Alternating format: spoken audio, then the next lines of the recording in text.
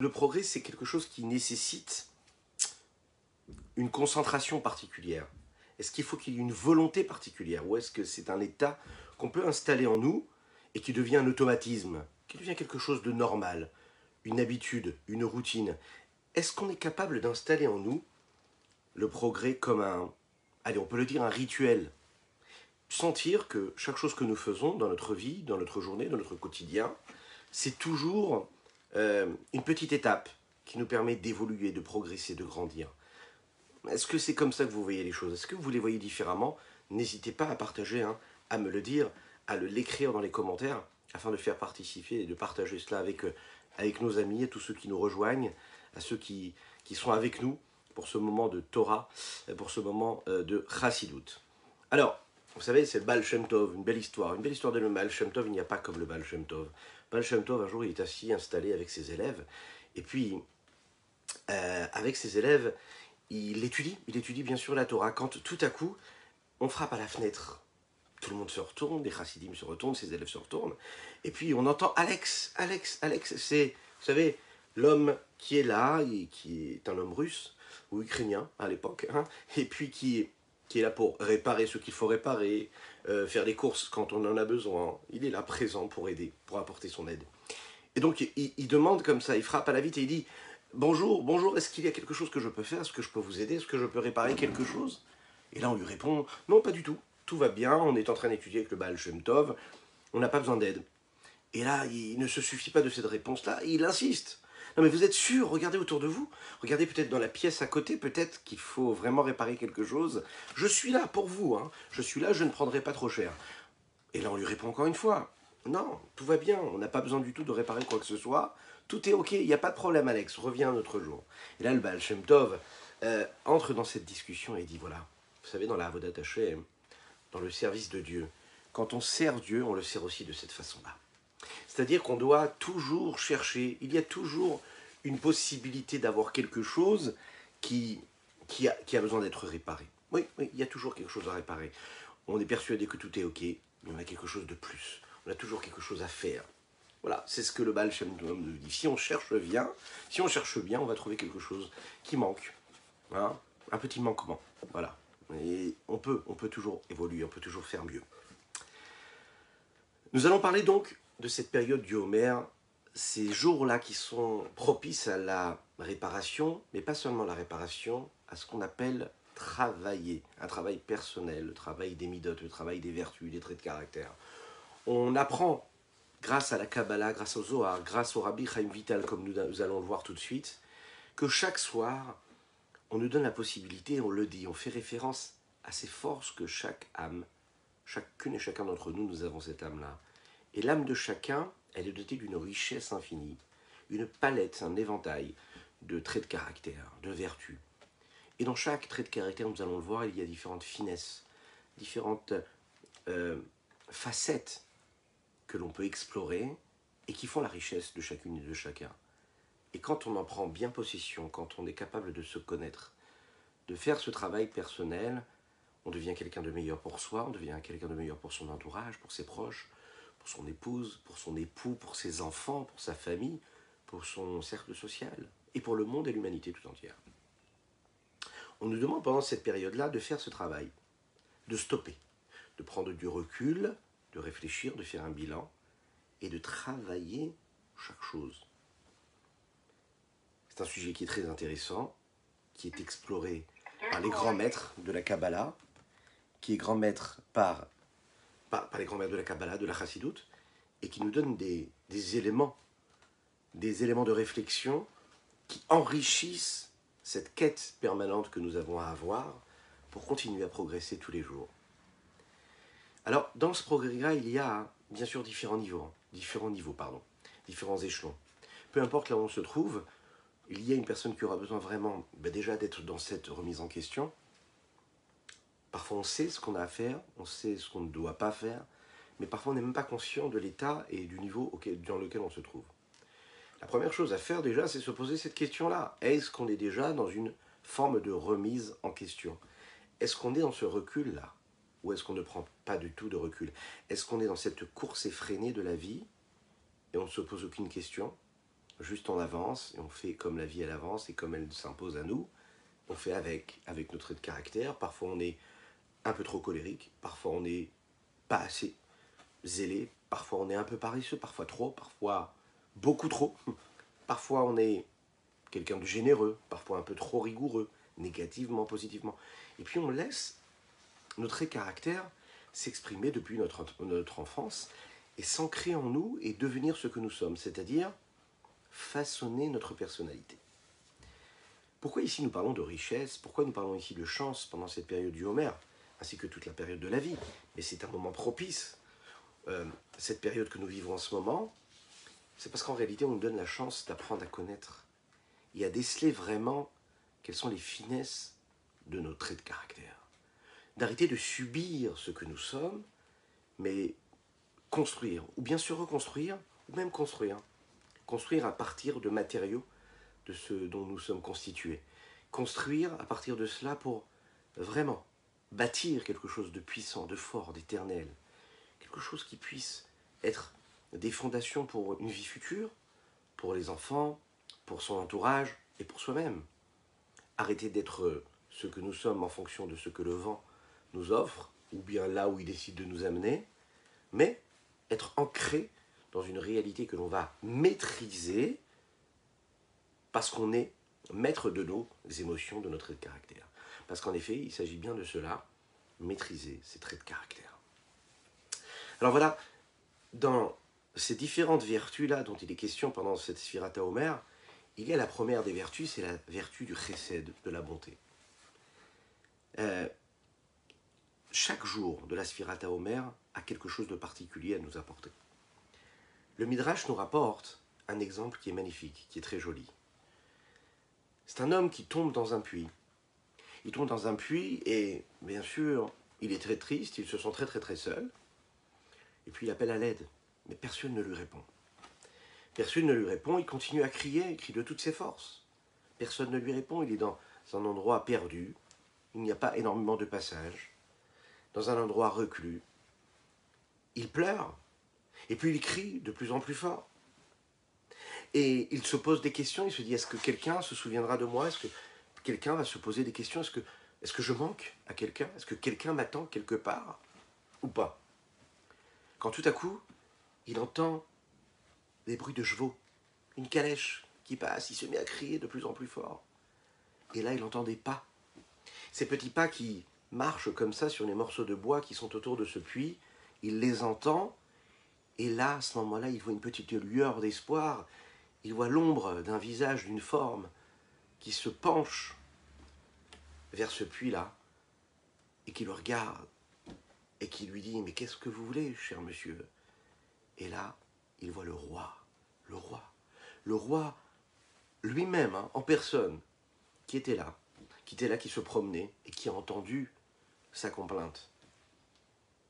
Le roi lui promet, lui dit, tu sais, je vais te sortir de là. Je vais te sortir de là parce que je sens, en te regardant, que tu le mérites. Le roi décide de le faire sortir de ce puits-là.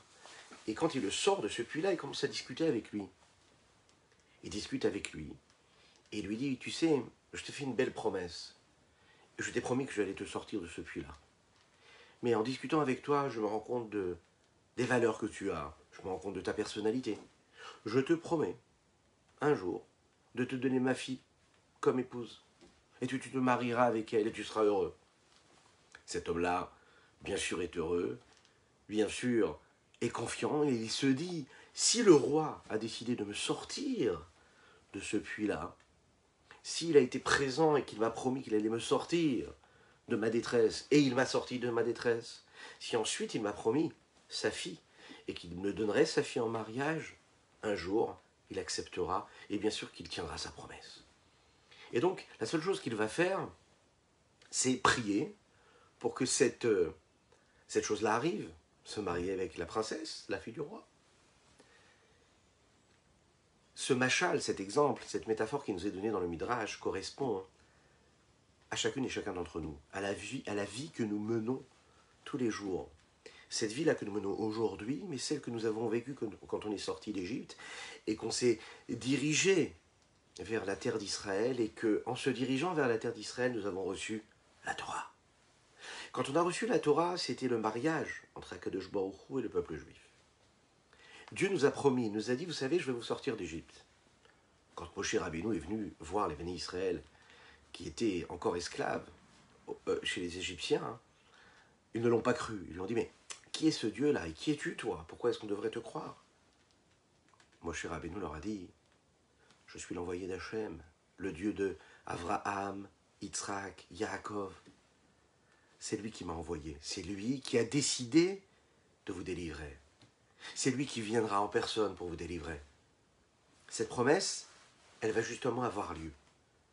En effet, Akadosh Baruch Hu, Birvodo Beatzmo, c'est lui-même qui va venir et de sa main puissante, il va venir nous sortir de cette Égypte-là et nous libérer. Le Midrash nous dit, cette promesse était suivie d'une autre promesse. La deuxième promesse était de nous donner la Torah. Et ces promesses-là, elles dépendent d'une grande promesse qu'il avait pu faire avant, celle de donner Eretz Israël, de nous donner la Terre Sainte. Le Rabbi de Lubavitch a une explication très profonde dans un de ses Mahamarim qui va enrichir cette réflexion que nous avons ce soir ensemble. Chacune et chacun d'entre nous, on est persuadé de devoir recevoir quelque chose de Dieu. On part d'un postulat où la vie est censée nous apporter quelque chose. Ce n'est pas une question. On le pense, on y croit, on en est persuadé. Et puis on va faire tout ce qu'il faut dans la vie pour atteindre ces objectifs que l'on peut se fixer, et on est persuadé que Dieu a quelque chose à nous donner. On le sait. On y croit au fond de nous. Le seul souci, c'est qu'il y a souvent des sphécotes, ce qu'on appelle des doutes. Ces doutes qui assombrissent notre horizon et qui font que parfois, eh bien, on n'a pas assez de force et de conviction et qu'on se perd en route. Et que quand on nous réveille un petit peu, qu'on nous secoue, on se souvient qu'il y a cette promesse, que Dieu a ce qu'il faut pour nous, qu'il va nous donner ce dont nous avons besoin. Nous sommes chacune et chacun d'entre nous ce peuple juif qui a traversé toute cette histoire, qui à chaque fois remet en question sa vie, parce qu'il est persuadé de ne pas être dans la bonne route, parce qu'il oublie la promesse que Dieu lui a faite. Il oublie, donc il se perd. Le peuple juif va remettre en question à chaque fois ce qu'il est en train de vivre. Il n'a pas assez à manger, il n'a pas assez à boire, il n'a pas de quoi vivre. Il oublie la promesse. Il oublie que Dieu lui-même l'a sorti d'Égypte. Il oublie que Dieu l'a dirigé vers le mont Sinaï pour lui donner la Torah et qu'ensuite il rentrera en Terre Sainte, en Eretz Israël. Cet oubli-là, hein, c'est ce qui nous concerne chacune et chacun d'entre nous, en effet. Mais nous sommes aussi, vous savez, cet homme-là qui est tombé au fond du puits et que le roi a décidé de sauver et qui lui a promis qu'il allait le sauver et qui ensuite lui a promis de lui donner sa fille. Nous avons tous cette promesse qui nous attend. Et on attend, comme nous avons reçu la promesse, la première promesse, et que cette promesse-là, eh bien, elle s'est accomplie. On sait que de Baruch, Dieu a quelque chose de côté pour nous, pour chacune et chacun d'entre nous, en fonction de ce que nous devons recevoir dans notre vie, et qui nous le donnera au bon moment, comme il faut, quand il faut, avec les personnes qu'il faut, à l'endroit où il faut. Alors, on ne sait pas où cela se passe. Parfois, on est tout au fond de ce puits-là et qu'on appelle Dieu, on appelle Akadosh Baruch Hu. On se demande où il est. Parfois, on ne pense même pas à appeler Dieu. Parfois, on est juste dans cet état de doute, d'enfermement, de metzarim, de frontières, de barrières. Parfois, on ne sait même pas qu'on l'appelle. Parfois, on n'a même pas le courage de l'appeler, parce qu'on est dans cette torpeur-là. On subit cette obscurité. Et là, le Zohar et le Midrash qui nous rapportent cet exemple-là, il est en train de nous dire, ce qu'on va faire, c'est qu'on va se mettre à compter les jours comme cet homme-là qui a été sauvé par le roi, et qui va se mettre à compter les jours qui le rapprocheront de ce jour de mariage, le jour où il pourra se marier à cette princesse-là. Il va compter le jour parce qu'il attend ça avec impatience. Nous aussi, pendant la période du Homer, on compte. Et pourquoi est-ce qu'on compte ? On compte parce que le fait de compter, ça nous fait sortir de ce doute-là qui peut nous assombrir l'existence. Compter, c'est être en attente de quelque chose. c'est de savoir qu'il y a une promesse, c'est de savoir que nous allons recevoir quelque chose. Et en l'occurrence ici, c'est quoi? C'est la Torah, au mont Sinaï, le jour de Shavuot. Et puisqu'on sait qu'on va la recevoir et que la promesse va être réalisée, alors on compte, parce qu'on est impatient. Comme cet homme-là qui est impatient de trouver sa princesse et qui compte les jours. Et donc on compte le Homer. Et quelle est la meilleure façon de compter pour se préparer au jour de mariage? Alors pour se préparer au jour de mariage, il y a celui qui va se mettre au régime, ou celle qui va se mettre au régime, il y a celui qui va faire du sport, il y a celui qui va mettre de côté de l'argent, il y a celui qui va se préparer spirituellement, très très très important. Il y a se préparer matériellement, hein, où habiter, comment habiter, l'endroit où on va habiter, etc. Toutes les questions matérielles qui peuvent prendre vraiment beaucoup de temps et d'espace dans l'esprit d'un homme, et encore plus d'une jeune fille. Mais pourquoi? Tout ça pour préparer ce grand jour qui sera le jour du mariage et la vie d'après. Vous êtes d'accord qu'on passe souvent malheureusement plus de temps à préparer ce jour de mariage que la vie d'après. Mais c'est l'inverse qu'il faudrait faire. Et on compte les jours. De quelle manière on compte les jours? En se préparant tous les jours à ce jour de mariage et à cette vie de mariage qu'on aura après. Le peuple juif, quand il recevra la Torah, il se marie à Dieu. Il se marie à Dieu. Il va sceller encore une fois cette alliance qu'il a déjà scellée. Quand il reçoit la Torah au mont Sinaï, il va compter ses 49 jours d'avant. Tous les jours, il va compter encore et encore, c'est-à-dire qu'il va travailler, il va se préparer, il ne va pas arriver comme ça. Il va falloir acheter un beau costume, une belle cravate, il va falloir être en bonne santé, il va falloir trouver la plus belle des robes, hein, le plus grand couturier. On va faire ça comme il faut. Ben, se préparer à Shavuot au don de la Torah, c'est pareil. C'est tous les jours qu'il faut faire ce travail. C'est un travail constant, un travail permanent, et un travail méticuleux. Aller chercher dans son âme, aller chercher dans toutes les différentes facettes de notre âme, dans la richesse de notre trait de caractère. C'est pas évident. C'est un travail réel. Ça nécessite beaucoup d'efforts. Quand on se prépare à cela, à ce grand mariage avec Dieu, eh bien on va donc être dans cette quête permanente de ce que notre âme est.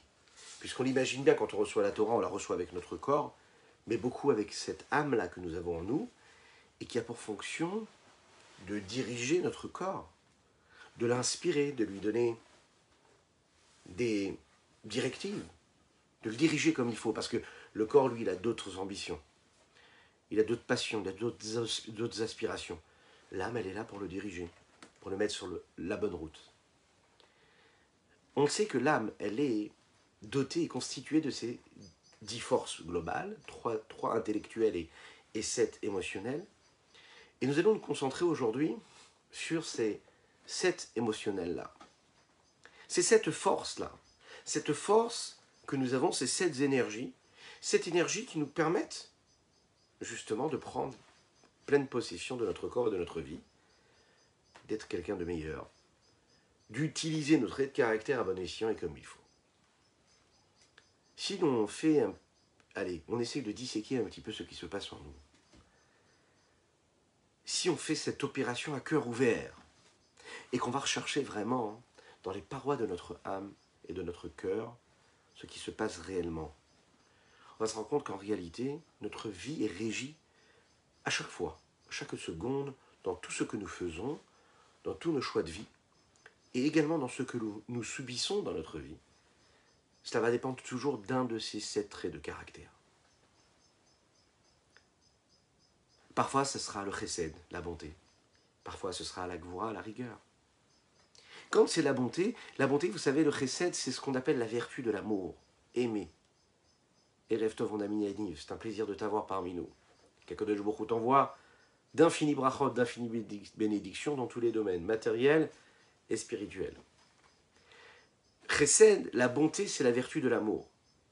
Lorsqu'un homme aime, il s'ouvre vers l'autre, il s'ouvre pour l'autre. Lorsqu'un homme aime Dieu, il veut donc automatiquement se rapprocher de Dieu. Il ne veut pas rester éloigné, donc il va tout faire pour se rapprocher, pour aimer Dieu. Et en agissant, il aime encore plus Dieu, on le sait. Ce sont les actes qui prouvent l'amour que nous avons pour quelqu'un d'autre. Ce sont les gestes, les petits comme les grands gestes, qui prouvent l'amour que nous avons pour quelqu'un. Si on aime Dieu, donc on veut se rapprocher de lui. Et si on veut se rapprocher de Dieu, qu'est-ce qu'on fait? On accomplit la Torah et les mitzvot comme il faut. La Gvura, c'est la rigueur. Mais la rigueur dans le sens rigoureux. Être rigoureux, ça veut dire avoir la crainte de Dieu.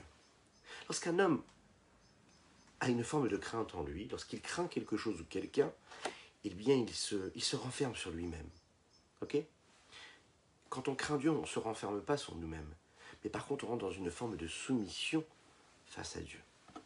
Ça veut dire qu'on s'annule, on se soumet à Kadosh Baruch Hu. C'est une rigueur qui est positive. C'est une crainte qui est positive ici. De la même manière que quand on aime Dieu, eh bien on va tout faire pour se rapprocher de lui. Et de quelle manière on peut se rapprocher de lui? Par exemple, en accomplissant la Torah et les mitzvot. On sait que la mitzvah, c'est ce qui nous permet de nous attacher. Mitzvah. Tzavta vechibur. En hébreu, nous disons mitzvah, ça vient du mot tzavta. Tzavta, c'est s'attacher, se relier. Tu accomplis une mitzvah, tu accomplis la volonté de Dieu, mais tu t'attaches à lui. Tu accomplis la volonté d'une personne que tu aimes. Même si toi, a priori, tu n'as pas cette volonté-là. Mais quand tu accomplis la volonté d'une personne que tu aimes, parce que tu l'aimes et tu te soumets quelque part à son bon vouloir, tu es en train de montrer que le sentiment d'amour que tu as pour la personne qui est en face dépasse l'appréciation ou bien la valeur que tu te donnes à toi-même. Tu es capable de te mettre entre parenthèses pour l'autre personne. C'est ce qu'Akadosh Baruch Hu nous demande. Et enfin, c'est ce que nous lui donnons. Quand on utilise le chesed pour Dieu, eh bien, on est en train de l'aimer en accomplissant la Torah et les mitzvot. On met de côté notre propre volonté et on met la volonté de Dieu en premier. Puis nous avons ensuite la troisième vertu, qui est la vertu de Tiferet. Tiferet, c'est l'osmose. C'est être capable de juger, de jauger. C'est être capable de trouver la bonne mesure convenable qu'il y a entre un homme et un objet. C'est l'harmonie. C'est la capacité que nous avons d'assumer, d'assimiler l'autre et de s'exprimer et de vivre avec lui en fonction de ce qu'il a de plus riche et de ce que nous avons de plus riche en nous, et de créer la symbiose, l'harmonie. L'harmonie des contraires parfois, l'harmonie des différences, et c'est ce qui fait la richesse d'ailleurs. Ensuite, nous avons le Netzach. Le Netzach, c'est une vertu qui parle de constance. Être constant, être toujours sur le pied de guerre, être là pour gagner, être un gagnant. C'est quoi un gagnant? C'est quelqu'un qui ne baisse jamais les bras. Il est constant dans ce qu'il fait, il ne lâche rien. Il sait ce qu'il a à faire, il le fera, peu importe ce qui se passe autour. Parfois quand il n'y a plus de sentiments, parfois quand il n'y a plus d'émotion, quand il n'y a plus la pêche, quand il n'y a plus de désir, quand il n'y a plus de passion, et que tout s'éteint autour et même à l'intérieur, il reste la Netzach. La vertu de Netzach, c'est de dire je reste constant. Je fais ce que j'ai à faire, même si le désir est parti, même si l'envie est partie.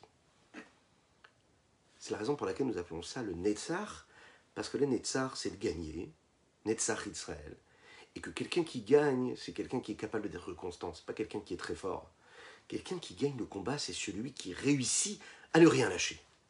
Il se bat vaillamment, peu importe ses capacités, mais il va tout faire pour ne rien lâcher. Celui qui ne lâche rien, c'est lui qui va gagner. C'est pas celui qui a une puissance, ou qui a de l'énergie, ou qui a une autorité qu'il a eu depuis toujours. Non, pas du tout. C'est celui qui ne lâche rien, vaillamment. Et c'est la raison pour laquelle aussi, nous parlons de progrès éternel ce soir. Le Netzach, c'est aussi une question d'éternité. Quand on réussit à prendre les vertus qui précèdent la Netzach, à savoir le Chesed, la Gevura, la Tiferet, et puis on y ajoute le Netzach, si vous regardez bien, quand on fait le dessin des Midot telles qu'elles ont été relatées dans les différents livres de Kabbalah, le Chesed il est à droite, la Gevura est à gauche, ensuite nous avons Tiferet qui est au milieu, ensuite en bas du Chesed nous avons le Netzach. Netzach c'est du côté du Chesed. Être quelqu'un de vaillant, être quelqu'un qui ne lâche rien, quelqu'un qui est constant, c'est du Chesed, c'est une forme de Chesed. Être capable de donner tout, même quand on n'en a même plus l'envie. Et puis nous avons ensuite le Hod. Hod c'est avoir de la reconnaissance. Être reconnaissant c'est une base de la vie. Être reconnaissant, c'est une forme de soumission, c'est une forme de modestie. C'est être capable de se mettre en retrait. c'est d'être capable de regarder celui qui est en face et lui laisser la parole. C'est être capable de dire merci. Dire merci. Dire merci, c'est être capable de le voir que l'autre existe. Et quand on est capable de voir que l'autre existe, on existe un petit peu moins. Et la vie d'un homme, complètement à l'inverse de ce que la société nous impose en général, et ce que nous-mêmes, notre ego nous impose quand on se lève le matin, et qu'on se regarde et qu'on se demande qu'est-ce que je vais pouvoir faire pour vivre moi, qu'est-ce que je vais ressentir, ce à quoi je vais penser, quelle richesse intellectuelle, cérébrale, émotionnelle je vais pouvoir acquérir, qui je vais pouvoir être, combien d'argent je vais pouvoir gagner, qu'est-ce que je vais pouvoir posséder, comment je vais pouvoir être encore plus. Là, la Kabbalah, le Zohar, la Chassidoute vient nous dit non, pas du tout, c'est pas ça qu'on attend de toi. La vertu de On, c'est complètement l'inverse. C'est comment est-ce que tu vas être capable aujourd'hui d'être dans la reconnaissance, d'être conscient que tout ce que tu l'as que parce que l'autre te le donne, parce que tu n'as jamais rien de toi-même, tu as parce que quelqu'un te l'a donné, et puis qu'on est tous le donneur ou le receveur de quelqu'un. Quand on est donneur, on donne ce que nous avons reçu. Nous sommes juste des transmetteurs. On est des passeurs. Et puis, on fait office de transmission. Dieu décide qu'aujourd'hui, c'est toi qui as et tu donnes à l'autre. Et puis un jour, c'est toi qui donneras à l'autre. Et l'autre te donnera à l'un. Et puis parfois, tu donnes à lui. Et puis c'est lui qui donnera à tes enfants. Et tes enfants donneront à ses enfants ou ses petits-enfants. C'est l'histoire de la vie. On l'oublie, on l'oublie. On l'oublie et le travail que nous avons à faire, à fournir en ce moment entre Pessah et Shavuot, c'est de se rappeler de tout cela. Se rappeler que la vertu de la reconnaissance et du remerciement, c'est toujours quelque chose de très très important. C'est très difficile de dire merci. C'est pas toujours évident de dire merci. Hein, c'est ce témoignage de cet homme qui va au Kotel. Et vous savez, comment est-ce qu'on appelle? C'est une fausse traduction. Mais en français, ils appellent ça le mur des lamentations, d'accord?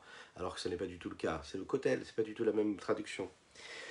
Le mur occidental. Pourquoi le mur des lamentations? Parce qu'en réalité, les gens vont là-bas et en général, qu'est-ce qu'on fait? On prie, on pleure, on demande à Kadosh Baruch Hu des bénédictions, on demande à Dieu des bénédictions.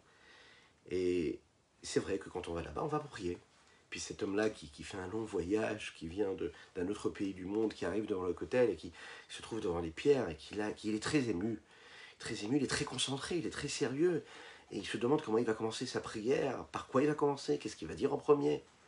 Et puis là, il entend un papa, sans le voir, il entend un papa qui est juste à côté, qui dit à son fils, un tout petit garçon qui a 3-4 ans, et il lui dit, dis-moi, est-ce que tu as pensé à dire merci à Dieu? Est-ce que tu as pensé à dire merci à Dieu? Ça veut dire que le Kotel, pour nous, c'est un endroit où on est là pour demander quelque chose.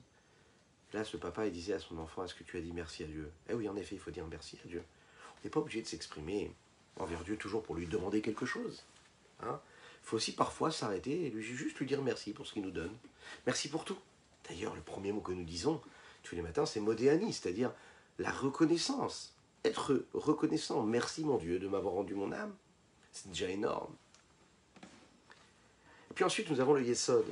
Yesod, c'est ce qui va être parallèle à la Tiferet. Hein? Comme nous l'avons dit, Chesed Gvura, Tiferet, Netzach en bas de Chesed, Od en bas de Gevura, et puis Yesod qui est juste dans la même lignée de Tiferet. Yesod, c'est la base de tout. Yesod, c'est les fondations. Yesod, c'est ce qui permet et qui donne la possibilité à l'homme de donner naissance à la vie, de créer. Yesod, dans les vertus que l'homme peut avoir, c'est cette capacité que Dieu nous donne d'être des créateurs quelque part. D'être capable de créer un lien avec une autre personne. De la même manière que Dieu a créé les créatures, nous avons la possibilité, nous avons ce miracle magnifique, ce cadeau magnifique de pouvoir susciter quelque chose, de pouvoir créer une symbiose, de pouvoir créer des relations entre les hommes, de créer une connexion, de créer du partage, de façonner. Et puis nous avons Malchut. Malchut, c'est une dernière vertu. Malchut comme un roi, Malchut comme la royauté. Malchut, c'est la référence à celui qui est un vrai roi, vous savez, c'est celui qui fait, c'est celui qui agit. C'est pas celui qui est posé sur son trône et qui regarde les choses qui se passent. C'est celui qui est capable de se mettre à la place de ses sujets et qui s'intéresse à chacune et chacun de son peuple. Il est là pour chacune et chacun. Il va faire évoluer son peuple et sa nation. Malchut que nous avons nous aussi dans la vie de tous les jours, c'est être concret. Être capable de faire en sorte que tout ce qu'il y a dans les 6 vertus qui précèdent la malchoute puisse prendre corps et puisse devenir ce qu'elles deviennent, c'est-à-dire être réellement quelque chose. Si on regarde autour de nous, nous avons des gens qui sont plutôt des gens qui sont ouverts. Des traits de caractère comme ça, qui sont des gens plus ouverts. Ça va être des gens qui sont un peu plus du côté du chesed. Vous avez d'autres personnes parfois hein, qui sont plus fermées, hein, fermées sur eux-mêmes. C'est plus des personnes qui ont la vertu de gvura qui est présente en eux, la rigueur. Il y a d'autres personnes qui sont, on le voit, beaucoup plus stables, mesurées. Oui, ça c'est Tiferet. Ils sont capables d'être dans l'harmonie. C'est d'autres personnes, par exemple, qui sont têtues. Ben, têtues comme le Netzar, celui qui ne lâche rien, celui qui est constant, hein, têtu. Puis, vous avez d'autres personnes qui sont plutôt dans la modestie. On ne les sent pas, on ne les voit pas. Ils sont dans la modestie, c'est la mida de Hod, la vertu de Hod. Vous avez d'autres personnes qui sont assez sociables, d'autres qui ne le sont pas. Celui qui est sociable, c'est plutôt celui qui est d'une vertu de Yesod. Yesod qui est donc cette capacité de partage, oui, de lien entre les hommes. Créer, susciter, aller au-devant des autres, c'est être quelqu'un de sociable. Et puis vous avez des hommes qui ne sont pas des hommes de discours, qui sont des hommes d'action. Et les hommes d'action, c'est ce que nous appelons malchout. Ceux qui sont capables, à travers des gestes concrets, de faire évoluer les choses, de construire, de bâtir, parce qu'ils font, et qui ne parlent pas trop. La question qu'on pourrait se poser ici, et que vous pouvez vous poser, ah oui, n'hésitez pas à vous poser ces questions à la maison, et n'hésitez pas à donner vos commentaires dans les commentaires, n'hésitez pas. Vous pouvez aussi penser à liker, à partager cette publication. Faites-le. Hein, de cette façon, il y aura peut-être quelqu'un qui méritera d'activer hein, et de mettre en mouvement une notion chez une autre personne qui tomberait sur cette publication et qui se dirait oui, qu'est-ce que je vais pouvoir faire aujourd'hui pour progresser encore plus dans le travail de mes vertus, de mes traits de caractère. Et quelle est la vertu la plus dominante chez chacune et chacun d'entre vous? Bon, si vous osez, faites-le, écrivez-le dans les commentaires. Si vous n'osez pas, demandez-vous la question, prenez un crayon, dites-le à la personne qui est à côté de vous, et posez-vous cette question-là. Quelle est la vertu la plus dominante chez vous? Puisqu'on a tous quelque chose de plus, une vertu qui est un peu plus présente que les autres. Alors, on le sait, même si on a une vertu en particulier qui ressort un petit peu plus que les autres vertus sont aussi présentes, puisqu'on sait que chaque vertu, chaque trait de caractère est inclus des autres traits de caractère. C'est-à-dire que dans le chesed, il y a aussi une forme de rigueur, il y a aussi une forme de gvura. Prenons par exemple un homme qui est plutôt quelqu'un de généreux, quelqu'un qui se donne, quelqu'un qui est ce qu'on appelle Baal Chesed, qui fait des actes de bonté, qui se donne, qui partage. Il peut être aussi, par exemple, très têtu. Donc il peut avoir, dans sa vertu de Chesed, avoir du Netzar. Ça veut dire être têtu, être constant dans son partage, constant dans le don qu'il fait de lui et de ce qu'il a. C'est ce qu'on va appeler, par exemple, Netzar Sheb Chesed. Donc la constance dans la bonté, dans la même vertu. Vous avez aussi des gens qui vont être très offrants, qui vont être très généreux, pardon, et qui en même temps sont assez jaloux, sont assez coléreux. Et a priori, ils sont aussi des hommes généreux. Alors comment est-ce qu'on peut interpréter ça? Eh bien ce sera à ce moment-là Gvura Shebe Chesed. Gvura Shebe Chesed, et ainsi de suite. Chacune de ces 7 vertus est inclue des autres 7 vertus, et puis nous arrivons, bon voyage si tu es en... Oui, bon voyage mon ami, bon voyage. Et surtout, ne touche pas au téléphone, hein, si tu es en voiture, mais tu peux écouter, c'est parfait. Nessiatoa. En tout, nous avons donc 49 vertus. 49 vertus. Lechaim, lechaim, lechaim.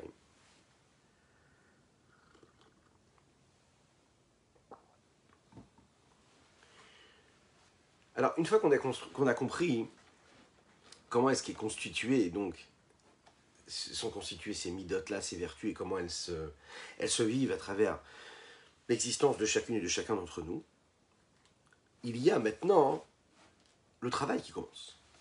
Parce que là, on a parlé, on a fait un petit état des lieux, on a dit, voilà, une personne qui peut se ressentir plus dans la rigueur, plus dans la constance, plus dans la bonté. Mais ce qu'on nous demande à nous, pendant ce travail-là qui est entre Pessah et Shavuot, c'est d'aller faire ce travail-là de raffinement, d'aller regarder chacune des vertus, et faire en sorte que chacune soit là pour quelque chose de particulier, à savoir de se sanctifier, de s'élever. Se demander comment mon trait de caractère il est positif, comment il est actif, comment il apporte quelque chose et comment il ne subit pas ce que mon corps est, ce que mes émotions lui dictent. À savoir, est-ce que j'utilise ce trait de caractère pour la kedusha et pour me rapprocher de Dieu, ou bien est-ce que je l'utilise pour égoïstement atteindre ce que j'ai envie d'atteindre? Est-ce que je me sers de ma richesse pour m'approcher de Dieu, ou pour l'inverse, vivre pour moi?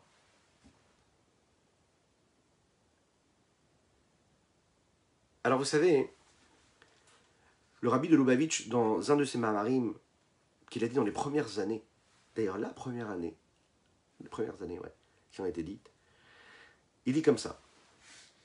L'explication que l'on peut donner, par exemple, de la bonté quand elle est à l'inverse de la sainteté. C'est quand, par exemple, on a beaucoup d'amour, on a beaucoup de partage, on est épicurien, on aime les choses, on aime les partager aussi, mais on est dans le profit, dans le désir, dans la passion du matérialisme, du matériel, de la matière, de tout ce qui est grossier. Lorsqu'on va faire appel à la Gévoura qu'il y a par exemple dans la bonté, la rigueur de la bonté, c'est que tellement on aime ce que le monde matériel peut nous apporter, eh bien qu'on devient très très très jaloux de ce que l'autre peut avoir. Puisqu'on aime trop ce que le monde peut nous donner matériellement, donc on va avoir du mal à accepter que l'autre ait plus que nous avons. La rigueur aussi, elle va s'exprimer en cela qu'on peut devenir même plus que jaloux, on peut devenir haineux même de l'autre, puisque l'autre a et qu'on n'a pas. Bien qu'a priori, à la base, on est plutôt quelqu'un de généreux. Le tiferet qu'il y a dans le chesed, par exemple, cette harmonie qu'il va y avoir dans le chesed, mais du côté négatif, c'est quand, par exemple, vous savez, le mot tiferet se dit aussi les hitpaer. Les hitpaer, c'est quand on s'enorgueillit, quand on se glorifie, quand on prend un petit peu trop confiance de ce que nous avons, et puis que parfois, on profite un petit peu trop de ce que le monde nous offre. On leur fait toute une histoire. On leur donne trop de place à ces plaisirs, à ces désirs-là que le monde nous offre. Nous avons aussi le Netzar qui est dans le Chesed. Et le Netzar qui est dans le Chesed, c'est parfois, vous savez, malheureusement, et ça c'est très très grave, il y a parfois des moments de vie où un homme il est perdu.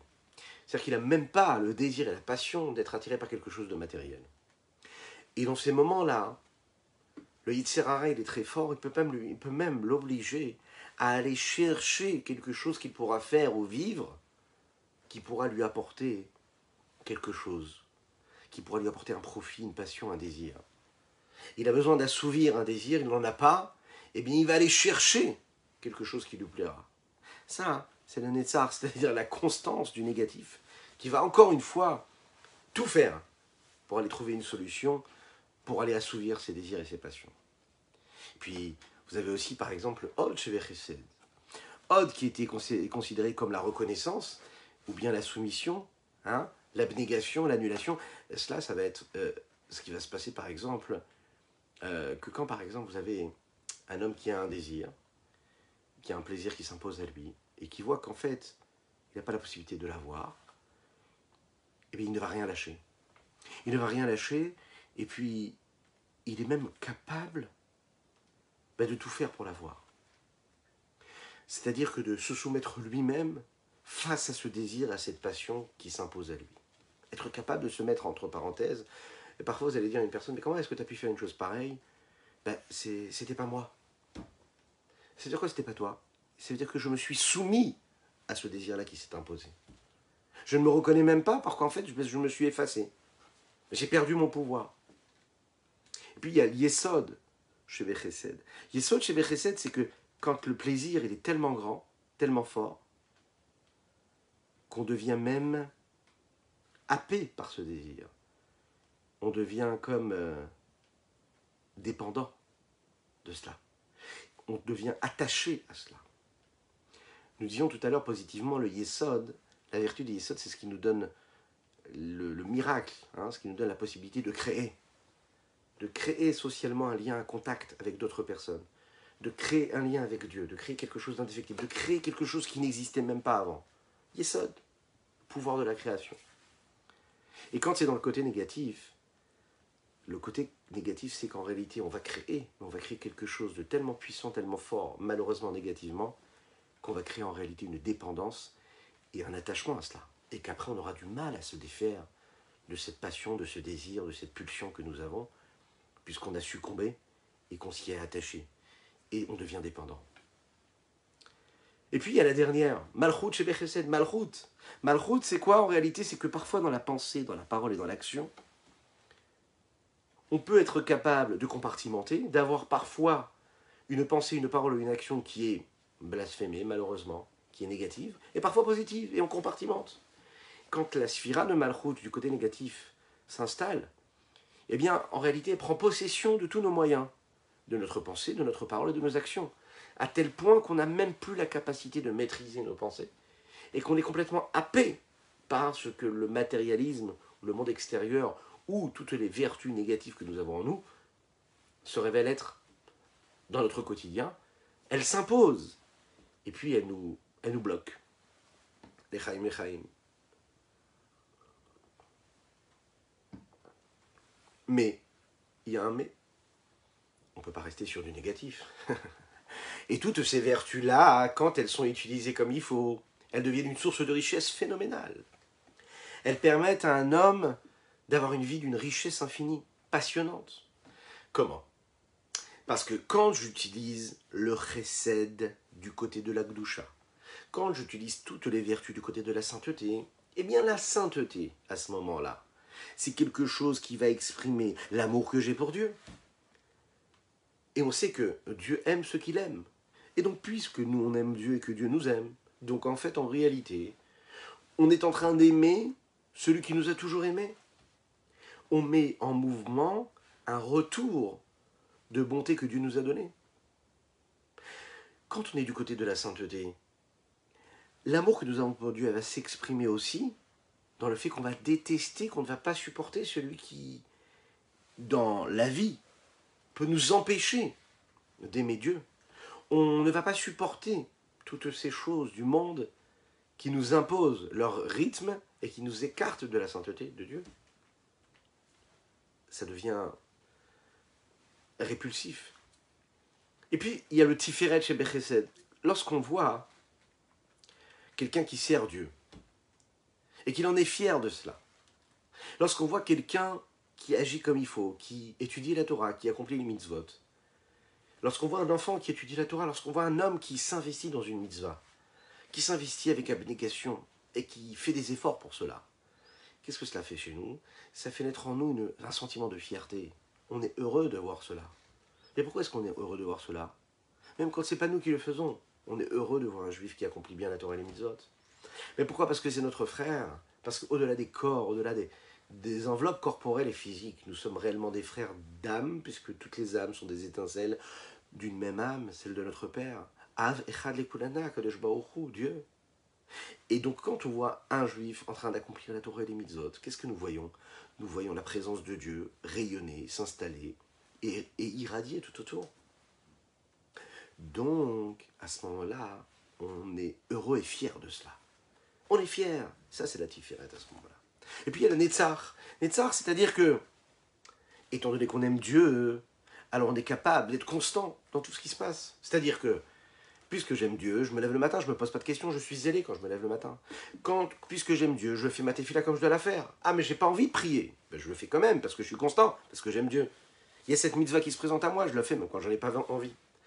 C'est la constance. C'est-à-dire que je retire et je mets de côté tout ce qui peut m'empêcher d'accomplir la Torah et les mitzvot, qui peut m'empêcher d'atteindre mon objectif, celui d'accomplir la volonté de Dieu.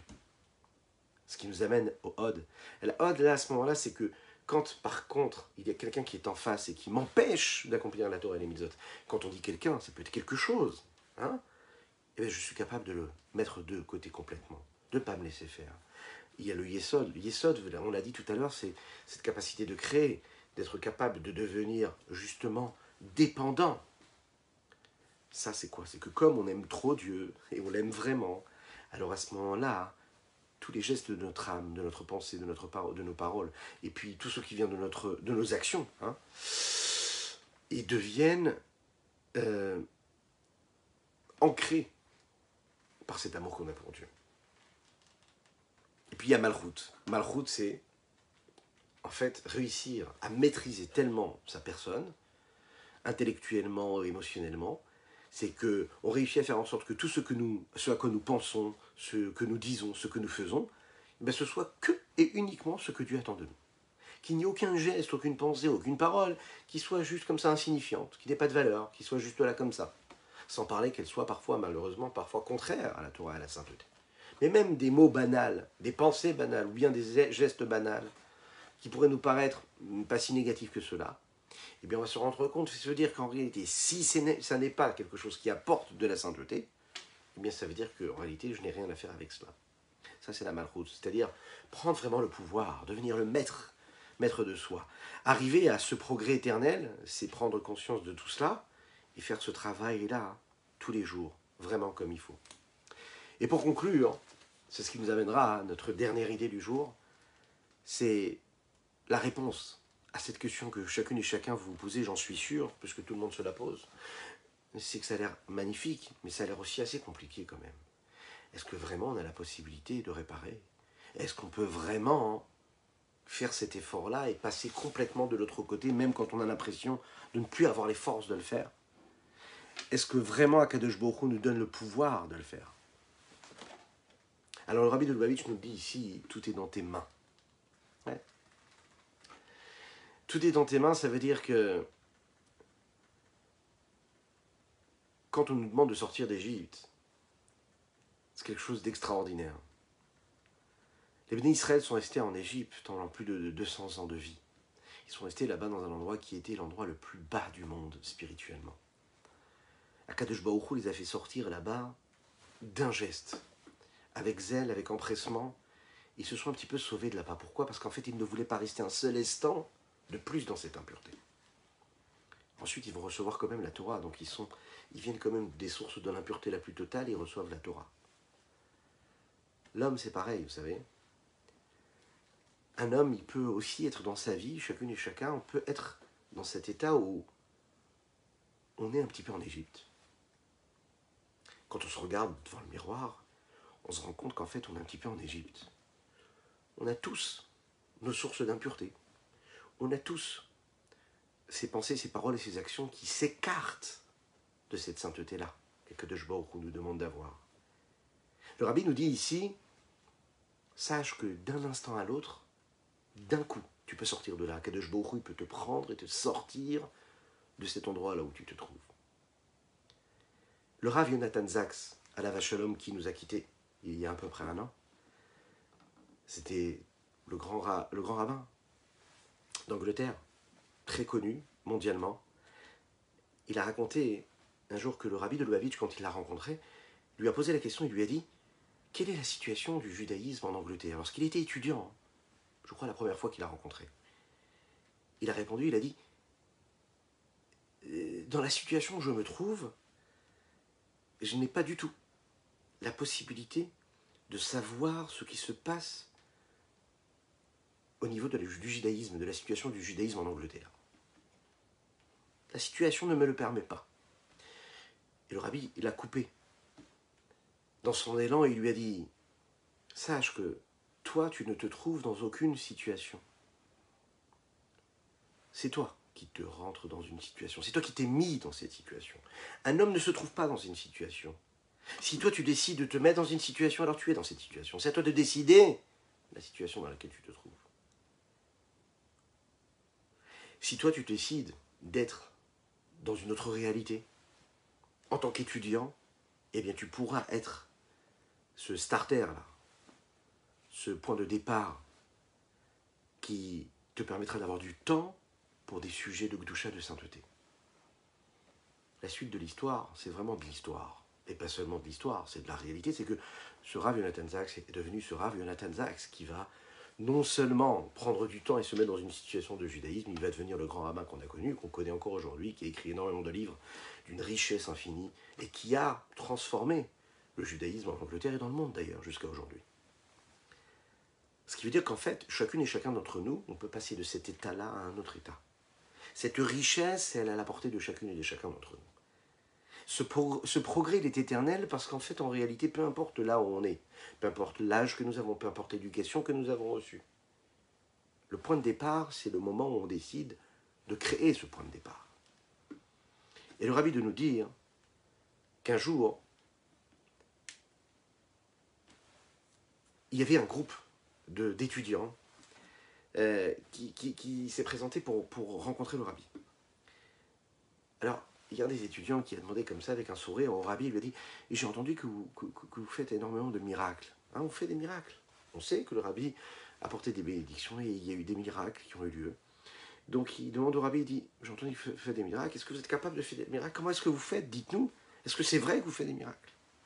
Le rabbi lui a répondu comme ça, il lui a dit « Sache une chose, que chaque enfant juif, chaque jeune juif, chaque vieille personne, chaque personne qui fait partie du peuple juif a les capacités et la possibilité de faire des miracles. » Comment? Il a dit, regardez, il y a un groupe de personnes ici. Vous avez chacune et chacun d'entre vous ici une âme divine. Cette âme divine, c'est une parcelle de Dieu. Et si vous avez une parcelle de Dieu et que Dieu, lui, il est capable d'agir au-delà des limites de la nature et du monde, ça veut bien dire que chacune et chacun d'entre vous avez cette capacité-là d'agir au-delà des limites de la nature et du monde.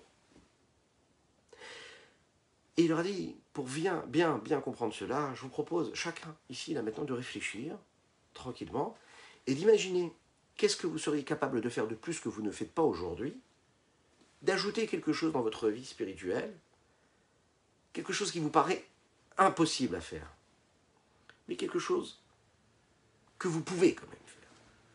C'est-à-dire qui vous paraît impossible, que vous pouvez quand même faire. Alors là, hein, si au bout de quelques jours, au bout de quelques mois, vous allez vous rendre compte que vous avez été capable de faire ce que vous pensiez impossible, eh bien c'est à ce moment-là que vous avez réussi à faire des miracles, vous aussi. Les miracles, c'est vous qui les faites, le rabbi lui a répondu. Le miracle, c'est d'être capable de se dire que tout est possible, c'est faisable, parce que, comme nous disons dans la Gemara Shabbat, il n'y a pas de sort, il n'y a pas de mazal, nous le disons, dans le peuple juif. Qu'est-ce que cela veut dire? Ça veut dire que chacun a la possibilité de décider qu'est-ce qu'il va faire de sa vie, de son existence. Il a cette richesse en lui. Un jour, et on va terminer avec cette petite histoire, Eliyahu Hanavi, que nous attendons, qui nous apporte la délivrance totale, la libération totale. Et puisque nous parlons d'Eliyahu Hanavi, on souhaite un très très grand Mazal Tov à Shoshana Bouéder pour la naissance de son petit garçon. Qu'Akadosh Baruch Hu fasse que ce soit un chassid, qui ait la crainte de Dieu parmi toute sa famille, et qu'il soit en bonne santé, qu'il apporte de la joie à toute sa famille. Vous pouvez dire Amen, ve Amen chez vous à la maison, et vous pouvez dire Amen, ve Amen dans les commentaires, faites-le. Eliyahu Hanavi rencontre un homme qui était occupé à couper du bois. Couper du bois. Il lui pose la question, il lui dit, mais dis-moi, t'as pas autre chose à faire? Est-ce que tu as étudié la Torah aujourd'hui? L'homme lui répond, mais quoi? Étudier la Torah? Mais non, j'ai pas étudié. Il dit, pourquoi t'as pas étudié la Torah? Il dit, parce que je ne sais pas étudier la Torah. Alors il dit, mais comment tu peux faire? Comment tu peux faire toi maintenant pour couper du bois et ne pas étudier la Torah? Alors,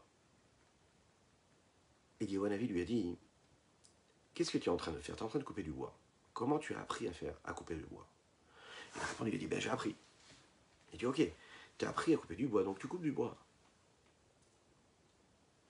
Imagine maintenant que tu décides d'apprendre la Torah. Est-ce que tu seras capable d'apprendre la Torah?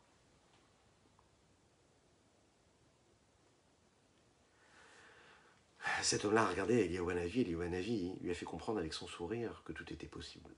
Le rabbi de Lubavitch termine en nous disant ici qu'en fait, on est tous un petit peu des coupeurs de bois. Tout ce que nous faisons dans la vie peut nous paraître très très très important. Et on peut se sentir très très très éloigné de la capacité que nous avons d'étudier de la Torah et encore de la Torah. Mais ce que le rabbi nous dit, ce qu'il a toujours dit, c'est quand on connaît la lettre Aleph, on peut l'enseigner à un autre juif. Quand on connaît la lettre Aleph et la lettre Bet, on peut enseigner la lettre Aleph et la lettre Bet à un autre juif. Ce juif-là pourra un jour apprendre à bien lire la Tefila, à respecter la cacheroute, à respecter le Shabbat. Un jour, il aura des enfants. Ces enfants-là liront un petit peu plus vite que lui. Ils étudieront la Torah, pourront se marier, avoir des enfants eux aussi. Et grandir dans la Torah et dans les mitzvot. Et s'attacher et de diffuser la sainteté, la présence de Dieu auprès de l'humanité tout entière.